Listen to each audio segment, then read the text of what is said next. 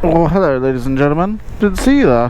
How are you? I'm the number 55. Oh no, I'm behind the number 55. How are you this fine afternoon? It's your boy, the Hungry Hornet, live and in living colour. And today, we're pottering about on the GROM, the Grom. Today's video is riding in windy conditions. As you can see, it's quite windy at the minute, and we're going to go down... Oh... neutral. We're going to go down a road or two that's quite windy. It'll be a nice little tutorial video for the new riders out there. What's it like riding in high wind? You probably can hear it's quite windy, and you probably can see it's quite windy. It's obviously autumn. It's that time of the year, and what a wonderful time of the year it is. And it's windy.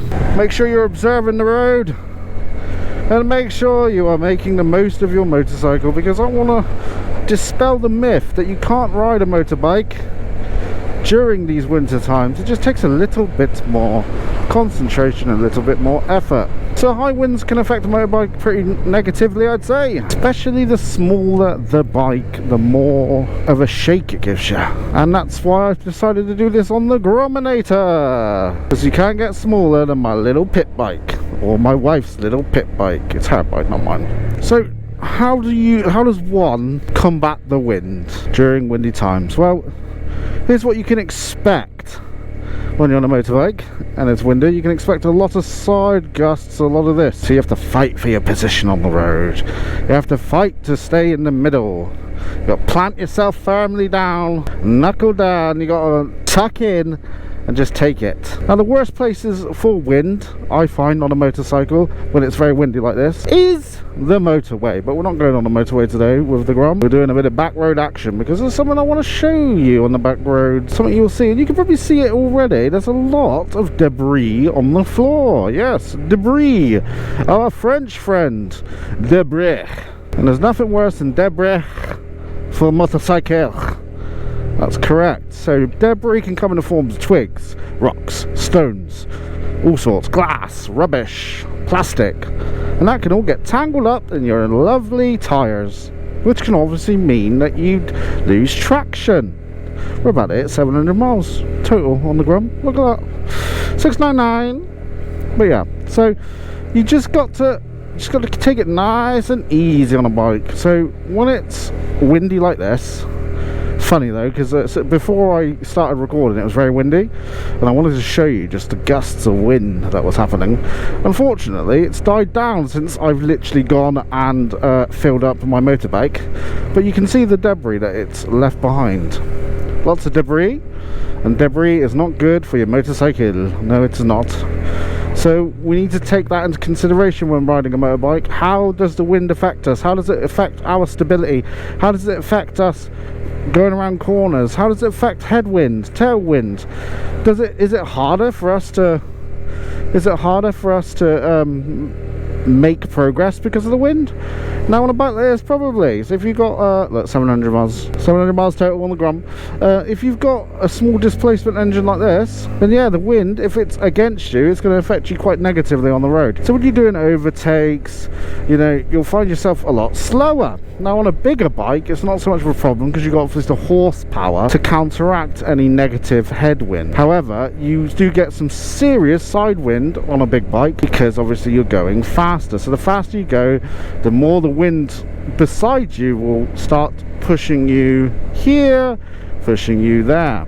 So you got to keep that in mind when riding your motorbike. You keep that in mind and think, how is the weather and how is the wind going to affect my current riding position?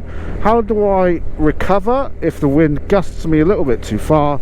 And what do I do looking out for debris and falling items, for instance, falling items slash branches slash all sorts. Now the wind has slightly died down, but you can see that tree, it's violent, isn't it? It can be quite scary riding in the wind, especially if you have to take a back road or two, which we have to today. So we're going straight into the eye of the storm, and we will fight our way through the wind to make sure that we prevail. So, things to look out for, as I've said, debris on the floor, but that's not the only thing. Standing water is another thing, because the chance of it's really windy, and you know, it's probably been raining a lot previously. So what tends to happen with weather cycles is it'll get really wet, lots of rain, bit of a storm, and then it will just be constant wind. Now wind means it will be blowing stuff everywhere, including water, so it might not be raining, but you'll still get spatter and whatnot on your visor, which is not ideal, is it? Another thing you got to look out for when it's windy is obviously any branches. Now branches can come in the form of being still attached to a tree, and sometimes they'll land on the ground.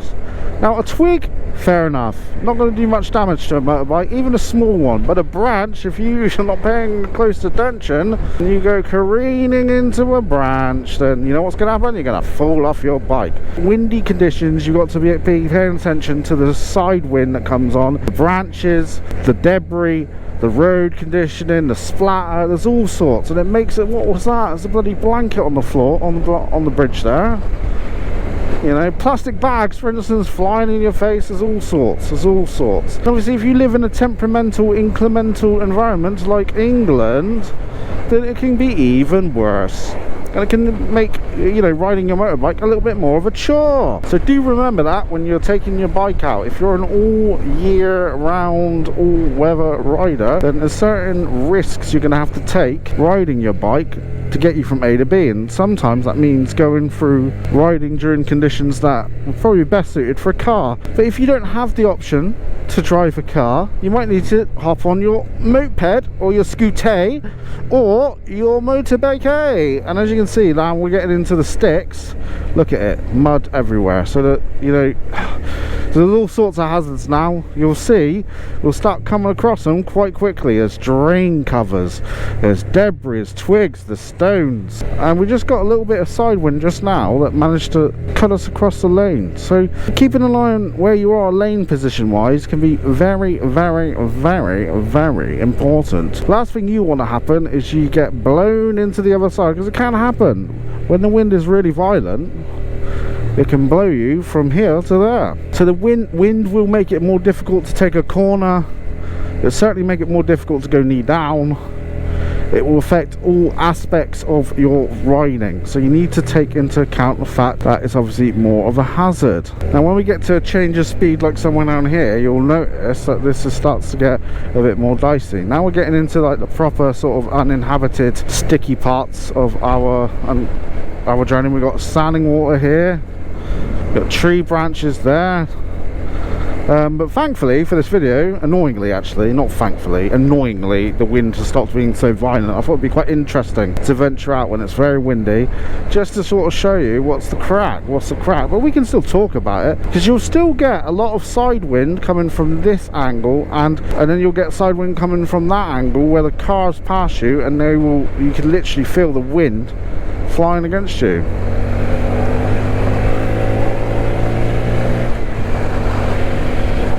Which also makes accelerating harder on a 125. Look at that. So you got birds everywhere. Birds of a feather flock together during the winter. There's all sorts you got to look out for. And see, we're being battered by the wind now. Side wind is high. Side wind is strong. The faster we go, the more wind we pick up. That's just normal anyway. That's aerodynamics. That's physics, baby. But as you can see, on a windy day like this, on a small bike like this, it poses a little bit of a hazard. So when we come to a corner, so we don't get flown into the bush, we've got to take a little bit of combined braking. Watch out for where we are, watch out where our hazards are, watch out where the road conditions are. Slowly make our way back up the hill, and jobs are good. And blind corners are not good when it's windy, because for all you know there could be a branch right over there and then you go straight into it. What are you going to do then? So all of this needs to be taken into consideration when you're riding your motorbicycle during the winter months. I just wanted to show you a nice little tutorial on how to get the job done. One or two more points to make obviously is, obviously the windier it is, the less you'll be able to hear as well, because obviously wind can affect your audible receptors, if you like, or your ear holes. So you need to make sure that obviously, you know, you're wearing the right sort of wind protection on your ears, so the wind buffeting that you're going to get on your helmet isn't going to be so bad that you can't hear nothing. So you'd be surprised actually, if you get some earplugs, you're able to hear more sometimes, because the earplugs drown out all the monotonous noise. And one last thing to consider is, chances are, if it's very, very, very, very windy, it's also going to start to be very, very, very murky and dark. Now, lighting conditions can definitely affect how you see and how you perceive certain risks. So, if it's dark and windy and you can't see the ground very well because you're riding by candlelight, if you own a Grom and you know you got that so-called headlamp that it's got, then you know it could cause quite a bit of a risk. So you need to take these things into consideration. Now luckily I have two bikes. One of them is much better during the winter, and that is the Hornet, and the other is the Grom. But both are rideable, and the Grom, with some adjustments and some hazard perception, you'll be able to get the most out of your bike. Easy peasy, lemon squeezy. If you found this video useful or helpful or at all entertaining, please leave a like and comment below what your thoughts are on riding during very high windy conditions. Let us know how you get through it and what makes you more comfortable. Oh my god, we nearly got blown into the centre there. On that bombshell, I've been the hungriest of hornets. There's some standing water, let's go through it. Ah! Until next time, stay safe out there, boys and girls, stay safe.